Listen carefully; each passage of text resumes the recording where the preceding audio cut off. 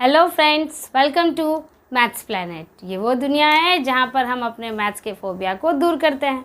और आज हम फिर आ गए हैं अपने मैथ्स के फोबिया को दूर करने।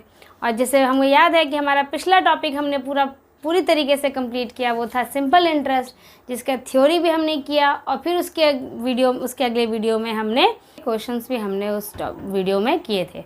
जिन्होंने वीडियो नहीं देखी है, मिस कर दी है, तो वो ज़रूर जाके मेरा वीडियो देख लीजिएगा। उसका लिंक आपको डिस्क्रिप्शन बॉक्स में मिल जाएगा और आई बटन पे भी आपको उसका लिंक मिल जाएगा।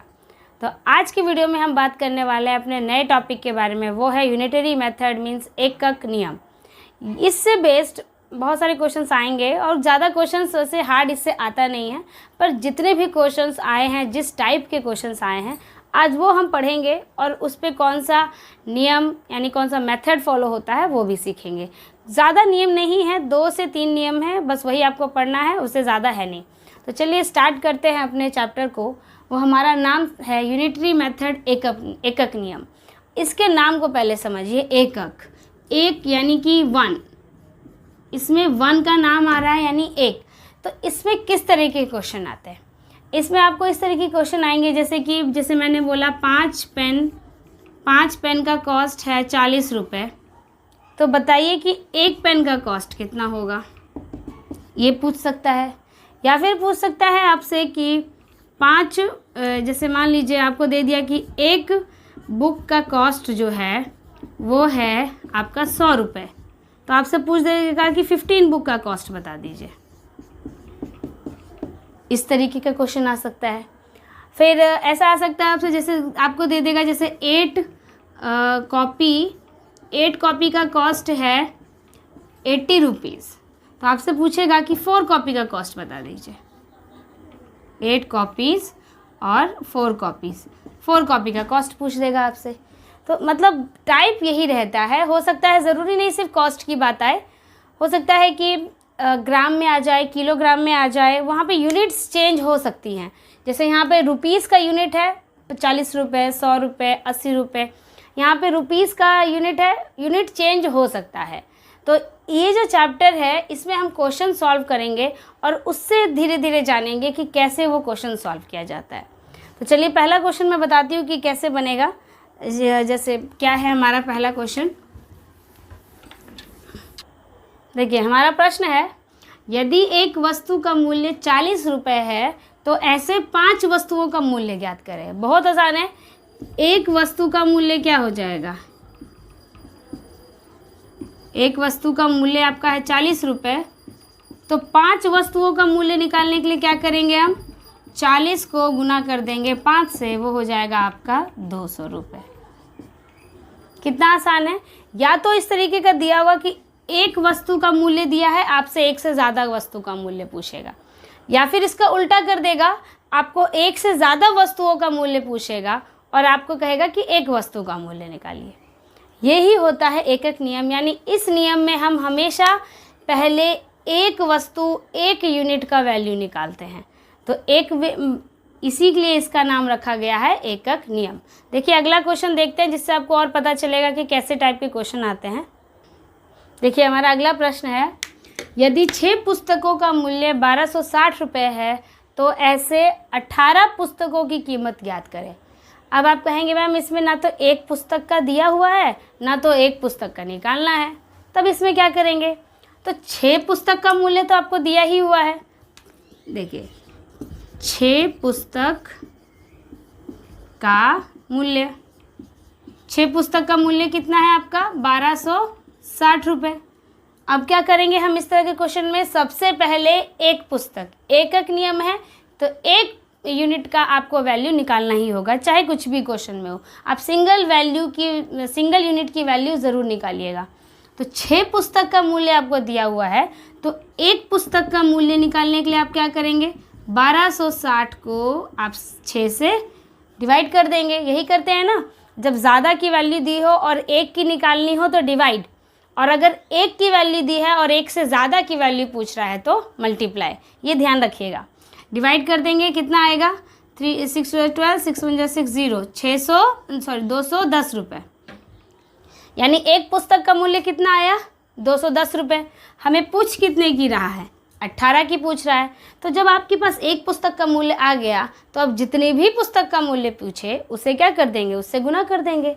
यानी अब क्या पूछ रहा है आपको, 18 पुस्तकों का मूल्य, 18 पुस्तकों का मूल्य हो जाएगा 210 गुने 18। जो भी आएगा आंसर वो हो गया, मल्टीप्लाई करके लिखेंगे वो आपका आंसर हो जाएगा। मतलब मेन समझाना ये चीज़ है कि जैसे 6 पुस्तकों का दिया था, आपको 18 का था, तो आपको क्या करना है, सबसे पहले एक यूनिट वैल्यू यानी एक सिंगल पीस की वैल्यू निकालना है। उसके बाद जितना पुस्तकों का मूल्य पूछे उससे आपको गुना कर देना है, बस। ठीक है, यही क्वेश्चन है। देखिए अगला टाइप का क्वेश्चन देखते हैं। चलिए अगला प्रश्न है, यदि 1 दर्जन केले का मूल्य 60 रुपये है तो 2.5 दर्जन केले का मूल्य कितना होगा। ये तो सिंपल क्वेश्चन है, 1 दर्जन का दिया हुआ है, 2.5 दर्जन का निकालना है। तो यूनिट वैल्यू इसमें आपको निकालना नहीं है, यूनिट वैल्यू आपको दिया हुआ है। यानी कि 1 दर्जन केले का मूल्य दिया हुआ आपको है दिया हुआ 60 रुपये, 60 रुपये दिया हुआ है। अब निकालना आपको कितने का है, 2.5 दर्जन केले का निकालना है। तो जितना भी दर्जन आपसे बोले, बस एक जो दर्जन का मूल्य है उसको उतने में गुना कर देंगे, मल्टीप्लाई कर देंगे। तो 60 गुने 2.5, अभी मिक्स फ्रैक्शन है, इसको आप चेंज कर दीजिए इम्प्रॉपर में, 5/2 हो जाएगा। ये 30 बार में कट जाएगा, 30 गुने 5 150, यानी कि 150 रुपये आपका आ गया 2.5 दर्जन केले का। व्रत वगैरह मम्मी करती होंगी तो आप लोगों से मंगाती होंगी कि केले ले आओ, 1 दर्जन 2 दर्जन, तो वहाँ पे भी आप हिसाब करते ही होंगे, तो अब ज़्यादा परेशानी नहीं होगी ये सब हिसाब करने में। चलिए अगला क्वेश्चन देखते हैं।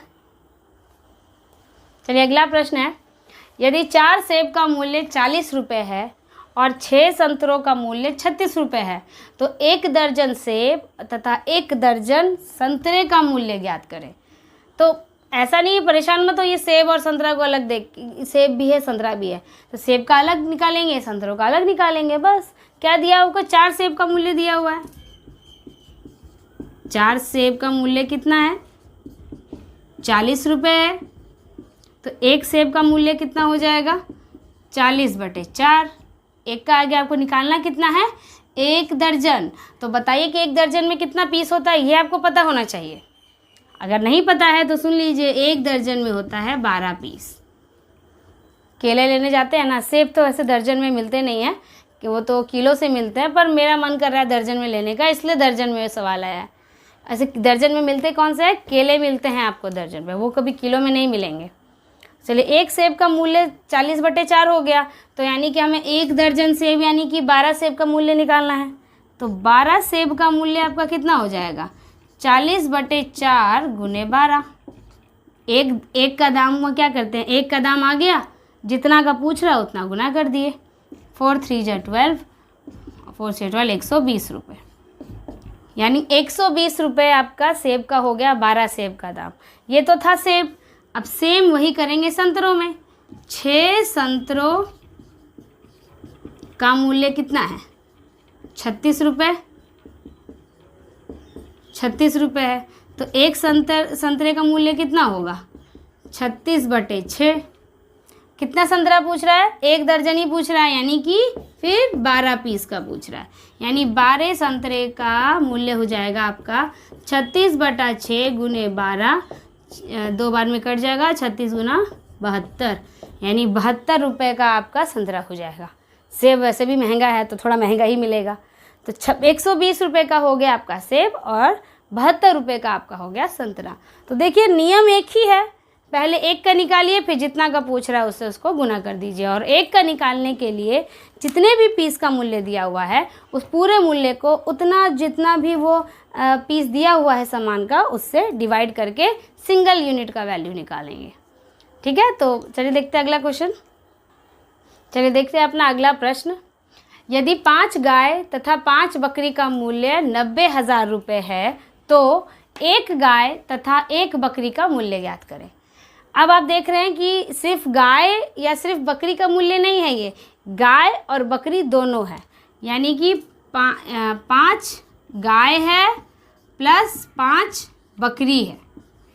दोनों का मूल्य 5 बकरी खरीदा हमने और 5 गाय खरीदा, तो टोटल हमारा कितना पेमेंट करना पड़ा हमको? 90,000 रुपये हमारे टोटल खर्च हुए। तो आपको बताना है कि एक गाय तथा एक बकरी का मूल्य क्या होगा। तो इस तरीके के क्वेश्चन को देखिए कैसे बनाइएगा। हो सकता है आपका एक ए वैल्यू हो, मतलब ए कोई पेन हो सकता है, पेंसिल हो सकता है, और बी आपका हो सकता है, जैसे मान लेते हैं ए आपका पेन है, बी आपका पेंसिल है। 2 तरह का सामान आप खरीद रहे हैं, इक्वल अमाउंट में खरीद रहे हैं। हमने 5 पेन खरीदा, मान लेते हैं यहाँ पे 3 पेन खरीदा और 3 पेंसिल खरीदा, और दोनों को जब जोड़ दिया, बीच में प्लस किया, यानी दोनों को दाम को जोड़ा, तो हमारा आया 30 रुपये। यानी 3 पेन खरीदा हमने, 3 पेंसिल खरीदा, तो हमें 30 रुपये खर्च हुए। तो एक पेंसिल और पेन खरीदने में कितना दाम लगेगा? आप क्या करें, देखिए 3 और 3 दोनों में कॉमन है, तो 3 को बाहर निकाल सकते हैं। फिर ब्रैकेट में क्या बचेगा? 3 जब हम ले लिए तो हमारा ए बचा, और यहाँ भी 3 बाहर चला गया, तो यहाँ बी बचा, बराबर 30 रुपये। अब a प्लस बी बराबर 30 बटा, यहाँ मल्टीप्लाई में है, यहाँ आ जाएगा डिवाइड में, यानी कि आपका a प्लस बी बराबर कितना हो जाएगा? काट देंगे 10 बार में 10, यानी कि एक पेंसिल और एक पेन का दाम कितना हो गया? 10 रुपये। तो इस तरीके के क्वेश्चन को ऐसे ही बनाना है जहाँ पर बराबर मात्रा में दोनों सामान खरीदे गए हों। तो यहाँ भी आप देख रहे हैं गाय खरीदी गई और बकरी खरीदी गई, और दोनों बराबर संख्या में है, ऐसा नहीं कि अलग अलग है, बराबर संख्या में खरीदी हुई है। तो हम इन दोनों में आप देख रहे हैं कि इसमें भी 5 है, इसमें भी 5 है, तो 5 को बाहर कॉमन ले लेते हैं। हमारे यहाँ क्या बच जाएगा? गाय, और यहाँ बच जाएगा हमारा बकरी, बराबर हो जाएगा आपका 90,000। तो ये 5 यहाँ गुना में है, वहाँ चला जाएगा डिवाइड में, तो गाय प्लस बकरी का दाम हो जाएगा आपका 90,000 डिवाइडेड बाय 5। तो एक गाय और एक बकरी का दाम आपका हो जाएगा, डिवाइड कर देंगे, 5 1 जा 5, 5 8 जा 40, हाँ 1 2 3 18,000। यानी कि एक गाय और एक बकरी का दाम आपका आ गया 18,000 रुपये। यही पूछ रहा है ना हमसे, एक गाय और एक बकरी, तो ये एक गाय है और एक बकरी है, तो एक गाय और एक बकरी का दाम निकल गया 18,000 रुपये। तो समझ गए इस तरह के क्वेश्चन को कैसे बनाना है। ठीक है, चलिए देखते हैं अगला तरह का प्रश्न। चलिए अगला प्रश्न देखते हैं, ये थोड़ा सा अलग है।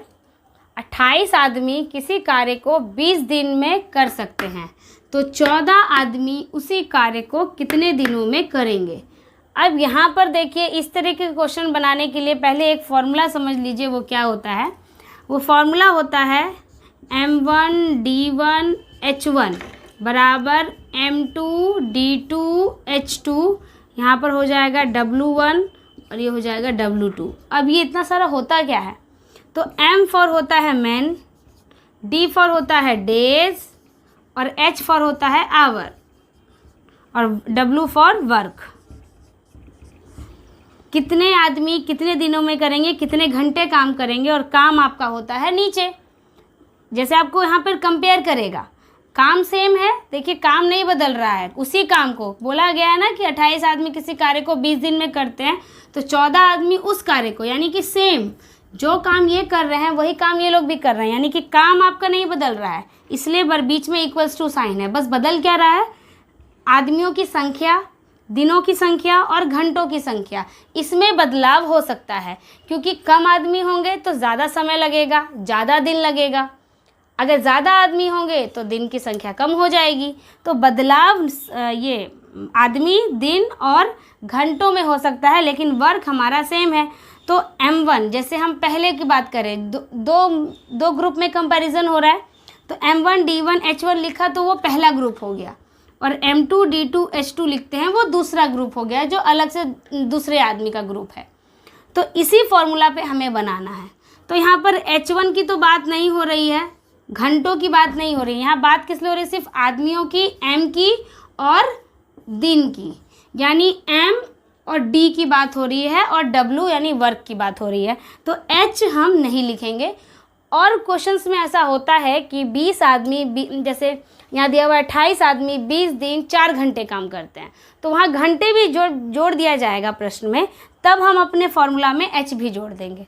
लेकिन इसमें घंटे की बात नहीं की गई है, तो h नहीं लिखेंगे, सिर्फ क्या लिखेंगे, m1 d1 बटा w1 वर्ग पहला बराबर होगा आपका m2 d2 बटे वर्ग 2, यानी कि वर्ग 2 तो आपका बराबर है, वर्ग तो आपका एक ही है, कितना वर्ग हो रहा है, एक ही वर्ग हो रहा है, यहाँ भी एक वर्ग हो रहा है, वहाँ भी एक वर्ग हो रहा है। तो अब देखिए पहले वाले में आपकी आदमियों की संख्या कितनी है, 28, तो 28 लिख दिए, और दिनों की संख्या कितनी है, 20, और वर्ग तो एक ही हो रहा है तो एक ही लिखेंगे। अब दूसरी बारी में आता है, दूसरे में आदमियों की संख्या कितनी है, 14, तो यहाँ 14 लिखेंगे, और दिन तो निकालना ही है कि कितने दिनों में करेंगे, तो D2 तो हमें फाइंड आउट ही करना है, तो D2 को D2 ही रहने देंगे, और वर्ग तो हमारा एक ही है, वर्ग तो बदल नहीं रहा, सेम यही काम ये भी कर रहे हैं, ये भी कर रहे हैं, तो वर्ग एक और एक ही रहेगा। अब इसको क्या करना है, 1 तो नीचे है नहीं तो उसका हमें कुछ नहीं, बस ऊपर ऊपर हमें सॉल्व करना है, ये कट जाएगा, 14 2 जा 28, अब यहाँ से तो सिर्फ D2 बच गया हमारा, और यहाँ क्या बचा, 20 × 2 आपका 40, यानी कि जब 14 आदमी हम लगाएंगे तो वो काम आपका हो जाएगा 40 दिनों में। वैसे भी समझिए, जब 28 आदमी थे तब 20 दिन लग रहा था, अब आदमियों की संख्या और घटा दी गई है तो दिन तो बढ़ेंगे ही, आदमी कम हो गए तो दिन बढ़ेंगे, दोनों अपोजिट में चलता है। तो इस तरीके के क्वेश्चन में बस ये फॉर्मूला अप्लाई करिए और बनाइए, बन जाएगा। चलिए देखते हैं अपना अगला प्रश्न। चलिए अगला प्रश्न देखते हैं। प्रतिदिन 8 घंटे कार्य करके 30 मजदूर किसी कार्य को 22 दिनों में करते हैं, तो कितने घंटे कार्य करके 15 मजदूर उसी कार्य को 11 दिन में करेंगे। अब देखिए, जो मैंने कहा था अभी पिछले क्वेश्चन में कि घंटा जब जोड़ दिया जाएगा तो h भी यूज़ करेंगे अपने फॉर्मूला पे, तो ये वही क्वेश्चन है। ये 8 घंटे आपका h हो गया, मजदूर आपका m हो गया, और यहाँ पर दिन आपका d हो गया, तो आपका h m d तीनों दिया हुआ है, तो आप यहाँ पर फॉर्मूला पे तीनों लिखेंगे, m1 d1 h1 bye w1, वर्ग सेम है इसीलिए, फिर m2 d2 h2 बटे w2, तो वर्ग तो सेम है तो उसका टेंशन नहीं लेना, वहाँ पे 1 1 डाल देना है, क्योंकि वर्ग की यहाँ पे कोई चर्चा नहीं हो रही है कि आधा कार्य करते हैं कि 3/4 कार्य करते हैं। जब वहाँ पर वर्ग में भी दे देगा कि आधा कार्य करते हैं, 3/4 करते हैं, 1/4 करते हैं, तब वहाँ पे वर्ग में भी लिखा जाएगा। बट यहाँ पे वर्ग की चर्चा नहीं हो रही है, तो यानी कि पूरा वर्ग का बात हो रहा है, पूरा कार्य का बात हो रहा है, तो वर्ग की जगह पर हम 1 लिख देंगे। चलिए पहले में देखिए आदमी कितने हैं, 30 आदमी हैं, कितने दिनों में कार्य करते हैं, 22 दिनों में, कितने घंटे काम करते हैं, 8 घंटे काम करते हैं।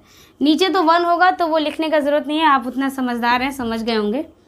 दूसरी बार में आदमी कितने हैं, 15 कर दिए गए मजदूर, और दिनों की संख्या 11 दिन कर दिए गए। अब बताइए कि कितने घंटे कार्य करें, यानी कि h2 निकालना है, तो बस इसको सॉल्व कर दीजिए। 11 2 बार में कट जाएगा, 15 ये भी 2 बार में कट जाएगा, आपका आ जाएगा 2 2 जा 4 4 8 जा 32, यानी कि कितने घंटे काम करना पड़ेगा उन्हें, 32 घंटे काम करना पड़ेगा। 11 दिनों में 32 घंटे काम करना पड़ेगा, 32 घंटे उन्हें काम करना पड़ेगा। मेन आपको समझना है फॉर्मूला कि कैसे उसको इस्तेमाल करेंगे। समझ गए होंगे तो उसको बनाइएगा, प्रैक्टिस करिएगा। हम लोग अपना अगला प्रश्न देखते हैं। चलिए अगला प्रश्न है हमारा, एक बैरल में 3600 लीटर डीजल आता है, तो 60 लीटर की क्षमता वाले कितने पीपे भरे जा सकते हैं। मतलब मान लीजिए एक बड़ा सा है बैरल है, उसमें टोटल आता है आपका आता है 3600 लीटर डीजल आता है, 3600 लीटर आपका डीजल आ रहा है। अब आपके पास छोटे छोटे पीपे हैं, ऐसे छोटे छोटे पीपे हैं, और वो कितना है, एक पीपे का क्षमता है 60 लीटर, 60 लीटर 60 लीटर 60 लीटर, तो कितने इसमें पूरा भरा हुआ है डीजल, समझिए पूरा 3600 लीटर इसमें डीजल भरा हुआ है। अब इसमें से छोटे छोटे पीपे जो आपके 60 लीटर वाली क्षमता वाली पीपे हैं, उस डीजल को आपको उसमें भरना है। तो ये पूरा डीजल जितना है वो कितने पीपे अगर हम लाएं कि पूरा का पूरा डीजल आपका पीपे के अंदर भर जाए, तो कितना पीपा हम लाएं, कितने पीपे हम लाएं कि भर जाए, यानी कि देखिए कितने डब्बे लाएं कि हम उसमें पूरा ये 3600 डीजल इसमें हम 3600 लीटर डीजल भर सके। अगर 10 लाएंगे तो अगर 10 पीपल आते हैं तो 10 गुने 60 यानी कि सिर्फ 600 लीटर ही डीजल भर पाएगा। तो हमें निकालना है नंबर ऑफ बॉक्सेस यानी कि पीपे की संख्या निकालनी है कि कितना पीपा हमें लगेगा। तो उसके लिए हम क्या करेंगे, बहुत आसान है, हमें पीपों की संख्या निकालनी है। तो उसके लिए क्या करेंगे, जितना आपके पास पूरा डीजल है, कितना है 3600 लीटर है, तो 3600 आप लिख देंगे और उसको डिवाइड कर देंगे एक पीपे की क्षमता से। वही है, सिंगल यूनिट निकालना रहता है ना, तो इसलिए सिंगल यूनिट से डिवाइड कर रहे हैं। टोटल जितना लीटर आपका डीजल है उसका एक पीपे में जितना डीजल आता है उससे डिवाइड कर देंगे। तो डिवाइड कर दीजिए 60, यानी कितने पीपे की ज़रूरत है हमें, 60 पीपों की ज़रूरत है। अगर हम 60 पीपे लाते हैं तो हमारा ये पूरा का पूरा 3600 लीटर डीजल इसमें भर जाएगा। तो मतलब यहाँ पर आपने देखा कि ये जो जितने भी क्वेश्चंस आ रहे हैं, कंसेप्ट आ रहे हैं, ये एक एक नियम पे यूनिटरी मेथड्स पे आ रहे हैं। लेकिन एक चीज़ और मैं बताना चाहती हूँ, जैसे ये तो था 1 या 2, जैसे कि इतने का दिया हुआ है तो एक सिंगल यूनिट का निकालिए, सिंगल का दिया हुआ है तो एक से ज़्यादा यूनिट का निकालिए। एक चीज़ और मैं बताना चाहती हूँ कि अगर आपका लीटर में दिया हुआ है और मिलीलीटर में अगर आपको वैल्यू निकालना होगा तो कैसे निकालिएगा। जैसे अगर मान लीजिए 1 लीटर दूध, या फिर मान लेते हैं 1 लीटर तेल की कीमत आपको दी गई है, एक लीटर तेल की कीमत आपको दी गई 100 रुपये, ठीक। तो अब आपसे पूछा कि बताइए 250 ml तेल की कीमत, 250 ml तेल की कीमत ज्ञात करना है। तो अब क्या करेंगे, ये तो लीटर है, ये मिलीलीटर है, तो कुछ नहीं करना है, बस इसको भी आप मिलीलीटर में बदल दीजिए क्योंकि हमें निकालना मिलीलीटर में है। तो हम जानते हैं कि 1 लीटर बराबर होता है 1000 मिलीलीटर, यानी कि ये जो 100 रुपया जो दाम है वो 1 लीटर का है और 1000 मिलीलीटर का भी है। तो क्या कह सकते हैं हम कि 1000 मिलीलीटर तेल की कीमत कितना हो जाएगा, 100 रुपये। तो आपको निकालना कितना है, 250। लेकिन क्या करते हैं, पहले सिंगल यूनिट का वैल्यू निकालते हैं। याद रखिए प्रोसेस वही है। तो 1 ml का वैल्यू निकालेंगे पहले, तो 1 ml का निकालने के लिए 100/1000 कर देंगे, ये इधर आके डिवाइड हो जाएगा। अब निकालना कितना है आपको, 250 ml का। तो जब 1 ml का निकल गया तो 250 ml निकालने के लिए क्या करते हैं, 1 ml का जो वैल्यू है उसको 250 से गुना कर देंगे। तो 100/1000 गुने 250, ये 1 2 3, 3 0 पर कटा तो 1 2 3 कट गया, यानी कि 25 रुपये। यानी कि 250 ml का वैल्यू कितना आ जाएगा, 25 रुपये। यानी मैं समझाने का मेरा पर्पस ये था कि ये तो प्रोसेस सेम है कि 1 का निकाले फिर जितना का पूछा है उससे गुना कर दिए। मेन समझाना यहाँ पर था कि अगर अलग अलग यूनिट होगी तो आप उसको 1 यूनिट में कन्वर्ट कर दीजिएगा। हो सकता है लीटर की जगह केजी आ जाए, सेंटीमीटर आ जाए, ग्राम आ जाए, तो उस वक्त आपको ध्यान देना है कि आपको सेम यूनिट की वैल्यू आपकी होनी चाहिए। जैसे मैंने ये किया, लीटर को मिलीलीटर में सेम कर दिया क्योंकि निकालना था मिलीलीटर में, तो मैंने लीटर को बदल दिया मिलीलीटर में। तो ये कुछ क्वेश्चंस थे यूनिटरी मेथड्स के, और इससे ज़्यादा कुछ हार्ड इस चैप्टर में कुछ पूछता है नहीं, बस क्वेश्चन का कुछ नंबर्स इधर उधर कर देगा, बट प्रोसेस यही रहेगा। और मेन सबसे इम्पॉर्टेंट इसमें वो जो फॉर्मूला मैंने बताया है मैन, डेज और आवर का, तो उसको ज़रूर ध्यान रखिएगा। और याद रखिएगा कि एक एक नियम यानी यूनिटरी मेथड यानी यूनिट डिजिट यानी सिंगल वैल्यू, इसी से दिमाग में आपको याद रहेगा कि मुझे एक सिंगल वैल्यू की पहले सिंगल यूनिट की वैल्यू निकालनी है, फिर हमें और जितनी यूनिट की वैल्यू पूछेगा उसे हम निकाल लेंगे। तो ये कुछ क्वेश्चंस था इस टॉपिक का। तो आई थिंक आई होप आप लोगों को समझ आ चुका होगा, समझ गए होंगे कि किस तरीके से बनाना है। और वीडियो पसंद आई होगी तो लाइक ज़रूर करिएगा, क्योंकि आपके लाइक्स और के सपोर्ट पे ही हम लोग अभी हैं, तो आपका सपोर्ट हमें बहुत ज़रूरी है। तो ज़रूर, और जिन्होंने चैनल को सब्सक्राइब नहीं किया होगा तो चैनल भी सब्सक्राइब कर लीजिएगा।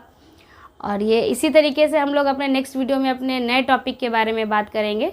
तो अगर कुछ क्वेरी होगी, अगर कोई डाउट होगा तो मुझे कमेंट सेक्शन में आप कमेंट भी कर सकते हैं। मैं आपके लिए वो डाउट सेशन ज़रूर रखूँगी अगर कोई डाउट अगर होगा तो अगर वीडियो पसंद आई तो लाइक करना बिल्कुल मत भूलिएगा। चलिए मिलते हैं अपने नेक्स्ट वीडियो में। Thank you very much.